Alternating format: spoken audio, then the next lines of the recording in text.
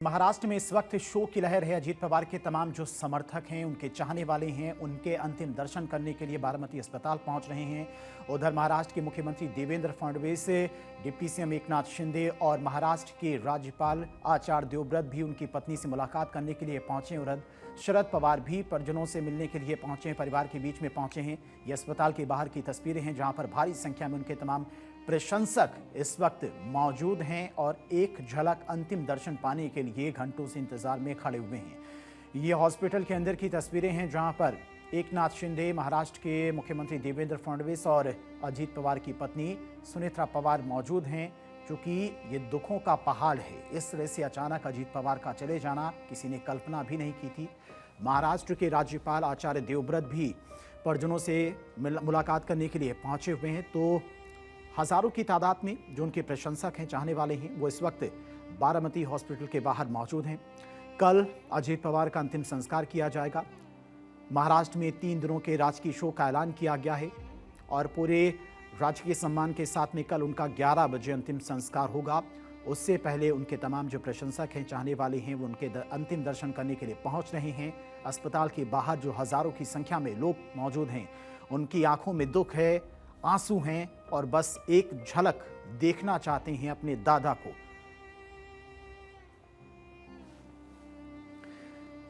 सत्यप्रकाश भी इस वक्त, चूंकि महाराष्ट्र में एक बहुत बड़ी क्षति हुई है महाराष्ट्र की राजनीति को, और सुबह से ही सत्यप्रकाश भी वहां पर जो तमाम समर्थक मौजूद हैं, जो अजीत दादा के चाहने वाले हैं, उनके लिए ये दिन कितना बड़ा दुख लेकर आया है वो देख रहे हैं, बातचीत भी लोगों से कर रहे हैं।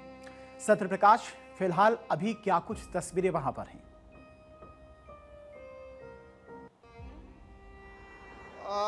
बिल्कुल जैन जी, देखिए इस वक्त मैं बारामती में मौजूद हूं और महाराष्ट्र के विकास पुरुष दादा अब नहीं रहे। अजीत दादा को चाहने वाले लाखों लोग जो है बारामती में इस वक्त गम के आंसू रो रहे हैं, क्योंकि हर किसी को इस बात का मलाल है कि अजीत दादा को कोई मुख्यमंत्री के तौर पर देखना चाहता था, तो अजीत दादा के कोई महाराष्ट्र के सबसे बड़े ऊंचे पद पर देखना चाहता था। और अजीत दादा पवार ने जिस तरह से महाराष्ट्र और मुंबई कर खासकर पुणे और बारामती के लिए काम किया है, वह विकास पुरुष के तौर पर देखे जा रहे हैं। अब चूंकि दादा नहीं है तो जाहिर तौर पर उनका स्थान कोई और नहीं ले सकता है, इस पर चर्चा भी हो रही है। लेकिन अजीत दादा पवार का आज जो है शाम 5 बजे विद्या प्रतिष्ठान प्रांगण में पार्थिव शरीर रखा जाएगा, जहां पर लोग अंतिम दर्शन करेंगे। क्योंकि मुंबई, मराठवाड़ा, विदर्भ और कोंकण, सतारा से लोग उन्हें अंतिम दर्शन के लिए आ रहे हैं, तो जाहिर तौर पर उनके लिए भारी बंदोबस्त पुलिस व्यवस्था की गई है। मुंबई एयरपोर्ट से लेकर उनके जो गंतव्य स्थान बनाया गया है, वहां पर जो है उनके लिए पुलिस बंदोबस्त का कड़ा जो है रुख किया गया है। और लगातार देखा जा रहा है कि जो भी दादा के संपर्क में रहा है, वह इसी बात का जो है रोना रो रहा है कि दादा के जैसा और कोई दादा नहीं हो सकता। और हालांकि राजनीति के वो दादा है, चाहे मुख्यमंत्री देवेंद्र फडणवीस हो या फिर महाराष्ट्र के डीसीएम एकनाथ शिंदे हो, सभी उन्हें अपना दादा मानते थे। दादा मतलब बड़ा भाई, और हर कोई उन्हें उसी तरह का आदर भी देता था, क्योंकि जिस तरह का सरल स्वभाव उनका रहा, ऊपर से हार्ड लेकिन नीचे से बहुत ही सरल स्वभावी अजीत दादा पवार अभी दुनिया में नहीं रहे, तो जाहिर तौर पर उन्हें लोग याद कर रहे हैं। और कल 11 बजे उनका अंतिम संस्कार किया जाएगा उसी विद्या प्रतिष्ठान प्रांगण में। लेकिन सुबह 9 बजे भी उनका पार्थिव शरीर एक बार फिर विद्या प्रतिष्ठान में रखा जाएगा, जहां पर देर रात पहुंचने वालों को भी अंतिम दर्शन दिया जाएगा। उसके बाद 9 बजे के बाद जो है उनकी अंतिम यात्रा निकाली जाएगी, जिसमें काफी लोग शामिल होंगे। उम्मीद है कि महाराष्ट्र के मुख्यमंत्री देवेंद्र फडणवीस, एकनाथ शिंदे सहित राज्यपाल के शामिल होने की आशंका है। हालांकि राज्यपाल और मुख्यमंत्री देवेंद्र फडणवीस सहित एकनाथ शिंदे इस वक्त जो है मुंबई के उसी हॉस्पिटल में पहुंचे हुए हैं, जहां पर अजीत दादा पवार का पार्थिव शरीर। अंतिम दर्शन को लेकर क्या कुछ प्रक्रिया की जा रही है? कहां पर उनका पार्थिव शरीर रखा जाएगा? और सुबह चूंकि 11 बजे उनका अंतिम संस्कार किया जाना है, अंतिम संस्कार कहां पर होगा? कौन कौन शामिल हो सकता है? देखिए, अब से थोड़ी देर बाद विद्या प्रतिष्ठान प्रांगण में अजीत दादा पवार का पार्थिव शरीर रखा जाएगा, जहां पर जो लोग सुबह से पहुंचे हुए हैं उन्हें अंतिम दर्शन दिया जाएगा और जो लोग देर रात पहुंचेंगे उनके लिए भी कल सुबह एक बार फिर से उसी पार्थिव शरीर को विद्या प्रतिष्ठान प्रांगण में रखा जाएगा, जिससे लोग अंतिम दर्शन कर पाए। उसके बाद जो है उनका अंतिम यात्रा निकाली जाएगी। करीब 2 घंटे का सफर होगा जिसमें अंतिम यात्रा की जाएगी। अंतिम यात्रा में केंद्रीय मंत्री के भी शामिल होने की आशंका है। हालांकि अजीत दादा पवार के अंतिम दर्शन के लिए जिस तरह से महाराष्ट्र के अलग अलग हिस्सों से, चाहे वो कोंकण हो, विदर्भ हो, मराठवाड़ा हो, तमाम लोग पहुंच रहे हैं, लेकिन जिस तरह का उनका स्वभाव और प्रभाव रहा है उससे बारामती सहित पुणे के तमाम लोग उन्हें याद कर रहे हैं। और खासकर आज पुणे को बंद रखा गया है, पुणे की सभी दुकानें बंद की गई है। हालांकि महाराष्ट्र सरकार द्वारा महाराष्ट्र और मुंबई में 3 दिवसीय राज शोक का घोषणा की गई है, लेकिन जिस तरह की स्थितियां निर्माण हुई है, हर कोई इस बात से आहत है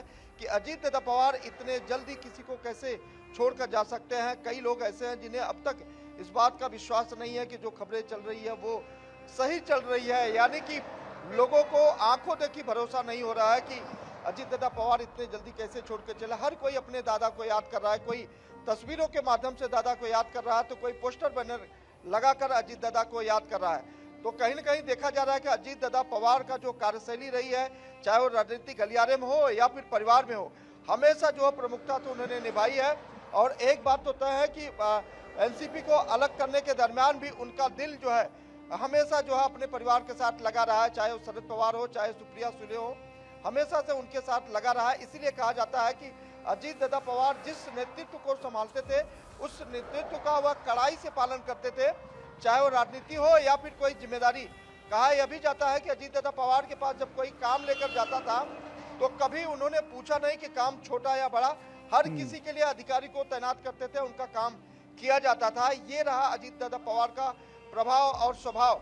बारामती में जिस तरह से उन्होंने घोषणा की थी कि बारामती को मुंबई जैसे शहर में तब्दील करेंगे, उनका विकास का एजेंडा था, इसीलिए उन्हें विकास दादा के तौर पर देखा जा रहा था। इसीलिए मुंबई सहित बारामती के कई जिलों में विकास पुरुष दादा के तौर पर उनके पोस्टर भी लगाए गए हैं।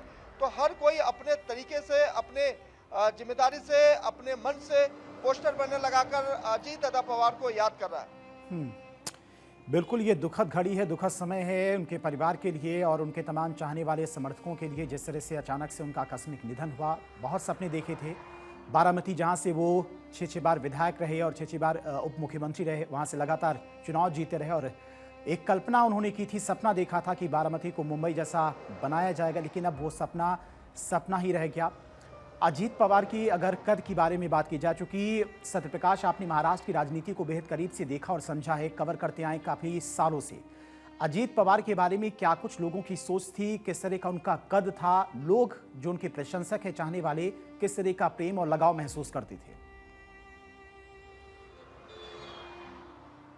बिल्कुल, देखिए, महाराष्ट्र की राजनीति में सबसे बड़ा अनुभवी नेता अजीत दादा पवार थे, चाहे वो शरद पवार हो या फिर उनके ऊपर के तमाम नेता हो, लेकिन अजीत दादा पवार शरद पवार के बाद अपने स्थान बनाया। उन्होंने एनसीपी को संभालने का प्रयास किया, एनसीपी को बखूबी उन्होंने संभाला और एक बार फिर से एनसीपी को एकजुट करने का प्रयास किया।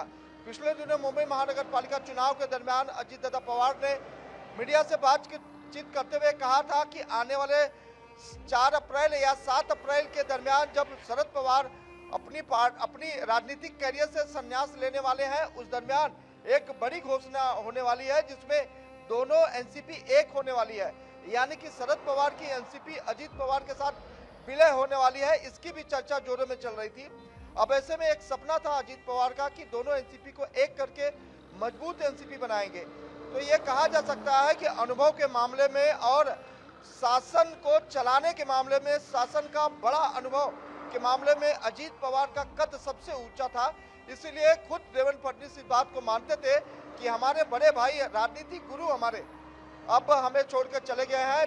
महाराष्ट्र के विकास की बहुत बड़ी हानि हुई है, महाराष्ट्र के जनता की हानि हुई है, मुंबईकर और पुणे बारामती के लोगों की हानि हुई है, क्योंकि इस बात को खुद जो है महाराष्ट्र के डीसीएम एकनाथ शिंदे भी मानते हैं कि बड़े भाई अजीत दादा का जाना जाहिर तौर पर महाराष्ट्र की लाडली बहना का नुकसान है, क्योंकि लाडली बहना जब योजना शुरू की गई थी तब वित्त मंत्रालय अजीत दादा पवार के पास में था और महाराष्ट्र के पास इतना आर्थिक ताकत नहीं थी कि जिससे लाडली बहना को जो है उनकी योजना का पैसा मिल सके। लेकिन अजीत दादा पवार ने वो ताकत दिखाई। अजीत दादा पवार ने बताया किसी भी तरह से लाडली बहना का जो योजना है उसे रुकना नहीं चाहिए, उसका व्यवस्था करेंगे। तो अजीत दादा पवार ही है जिन्होंने लाडली बहना को उनके खाते तक पैसा पहुंचाने का जिम्मेदारी लिया और हर महीने जो है पहुंचाने का काम भी किया है। तो ये कहा जा सकता है अजीत दादा पवार का कद इस वक्त महाराष्ट्र की राजनीति में सबसे ऊंचा था, इसीलिए उन्हें राजनीतिक दादा कहते हैं। लोग दादा के नाम से उन्हें सम्मान करते हैं और इसीलिए दादा चले गए। दादा की भावनाओं का लोग आदर करते हैं, कदर करते हैं और इसीलिए न सिर्फ मुंबई बल्कि महाराष्ट्र के कोने कोने से लाखों लोग जो है बारामती के हॉस्पिटल के बाहर पहुंच रहे हैं और पूरी रात जो है दादा के अंतिम दर्शन के लिए लोग कतारबद्ध नजर आएंगे। बिल्कुल सत्यप्रकाश, और एक बात और गौर करने वाली है, अब आज के दिन जो हुआ इसकी कल्पना किसी ने नहीं की थी, ना किसी को पता था कि इतना बड़ा हादसा हो जाएगा और अजीत पवार अचानक से यूं ही महाराष्ट्र की राजनीति को और दुनिया को छोड़कर चले जाएंगे। लेकिन बीएमसी के चुनाव में देखा गया था जो परिवार की दूरियां थी वो परिवार की दूरियां भी कहीं ना कहीं खत्म करते नजर आए थे। शरद पवार से भी उनकी कई बार मुलाकात हुई थी, तो यानी कि जो दूरियां एक वक्त पर बन गई थी शरद पवार और अजीत पवार के बीच में, उन दूरियों को भी कहीं ना कहीं खत्म करने को लेकर वो तैयार थे और काफी हद तक खत्म भी कर दिया था। बिल्कुल, देखिए 5 फरवरी को पुणे में नगर परिषद का चुनाव होने वाला है और उसी के प्रचार के लिए अजीत दादा पवार अपने घर से सुबह 8:10 मुंबई से निकले थे और सीधे 8:45 पर उन्हें बारामती एयरपोर्ट उतरना था और सीधे वो बारामती के उसी बैठक हॉल में पहुंचते जहां पर उनका संबोधन था। लेकिन उसके पहले ही यह जो है विमान हादसा हुआ जिसमें अजीत दादा पवार चले गए। हालांकि प्राइमा फेसी जो जानकारी सामने आई थी उसमें यह सामने आया था कि अजीत दादा घायल जरूर हुए लेकिन सुरक्षित है। लेकिन जिस तरह की तस्वीरें बाद में आई प्लेन क्रैश के बाद सीसीटीवी में देखा जा रहा है कि कैसे अचानक ब्लास्ट होता है और दादा की पहचान तक हो गई। लोग दादा की तलाश में आए थे लेकिन दादा जो घड़ी पहनते थे उस घड़ी से उनकी पहचान हो पाई। तो समझिए कि कितने टुकड़ों में जो है छत बिछत जो है लोग वहां मिले हैं। हालांकि दादा के साथ और 4 लोगों की मौत हुई है, उसमें को पायलट सहित तमाम लोग भी साथ में उनके सुरक्षा कर्मी भी रहे हैं।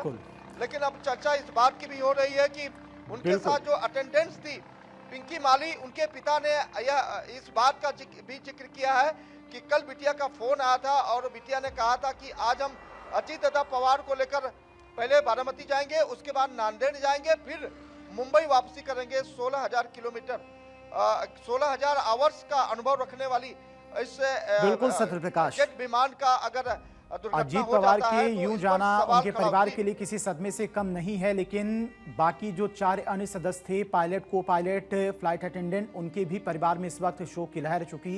एक बड़ी घटना है, दुखद घटना है जिससे परिवार के लोग सदमे में हैं। बहुत बहुत शुक्रिया सत्यप्रकाश आपका तमाम सारी जानकारी के लिए। तो फिलहाल अंतिम दर्शन करने के लिए उनके आवास पर, अजीत पवार के आवास पर उनका शव रखा जाएगा, जहां पर उनके तमाम चाहने वाले और प्रशंसक पहुंचकर अंतिम दर्शन करेंगे और सुबह कल 11 से 12 के बीच में उनका अंतिम संस्कार किया जाएगा पूरे राजकीय सम्मान के साथ में।